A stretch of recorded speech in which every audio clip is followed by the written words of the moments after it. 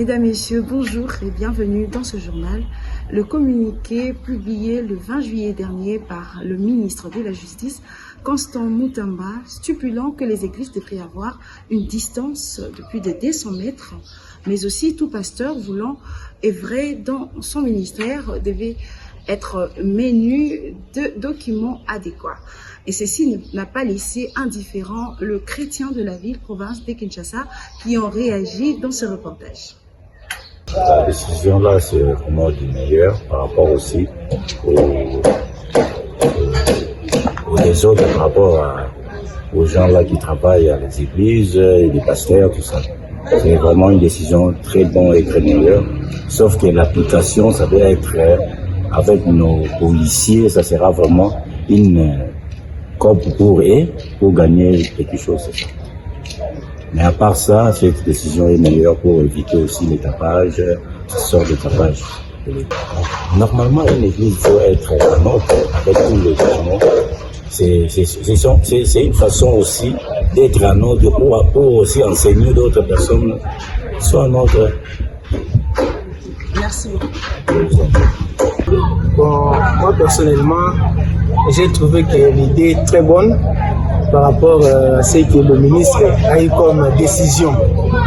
Parce qu'en fait, il y a un certain moment, nos églises du Congo, on connaît un peu beaucoup de, si on peut dire, de vagabondage inutile dans ce pays. Raison pour laquelle quand le ministre a eu cette décision, personnellement, ça m'a beaucoup encouragé. Et j'encourage également le ministre de continuer de persévérer dans cette décision, seulement que nos églises doivent aussi s'aligner sur ce que le ministre a dit, parce qu'ils prêchent la vérité, alors ils doivent aussi demeurer sur la discipline là qui nous prêche. Là, c'est, si on respecte la loi du pays, on doit également honorer aussi notre constitution, ça fait partie de la constitution. Mais cela ne signifie pas que si on est pasteur, on doit travailler dans les désordres.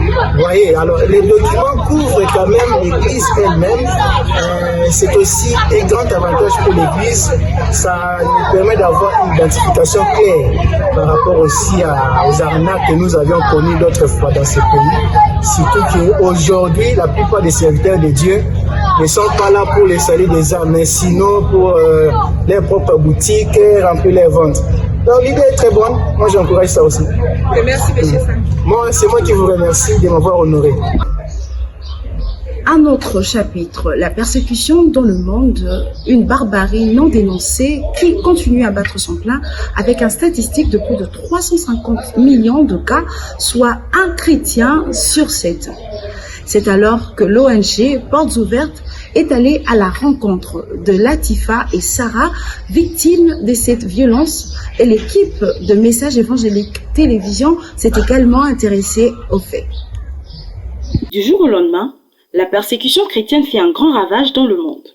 Cela touche exactement tout genre, les hommes, y compris les femmes. L'ONG Portes Ouvertes sont allées à la rencontre de Sarah et Latifa, qui relatent les atrocités qu'elles ont subies de la part de ces barbares. Entre autres, la violence physique, psychologique, sexuelle, le menace de mort, voire pire. En 2024, plus de 350 millions de cas ont été enregistrés. Pourtant, la situation demeure la moins mentionnée dans les médias internationaux, tout en espérant que la vulgarisation de ces informations mènera à une solution apaisante de la part du gouvernement mondial. Mess Shopping met à votre disposition de spray buccal pour le rafraîchissement de votre haleine. Suivez. Aujourd'hui, je vous apporte le parfum oral de différentes saveurs. Nous avons 3 saveurs, comme la saveur de pêche, la saveur de menthe et la saveur de citron, à un prix très abordable. Pour plus d'infos, contactez le 081 95 61 369 081 95 61 369.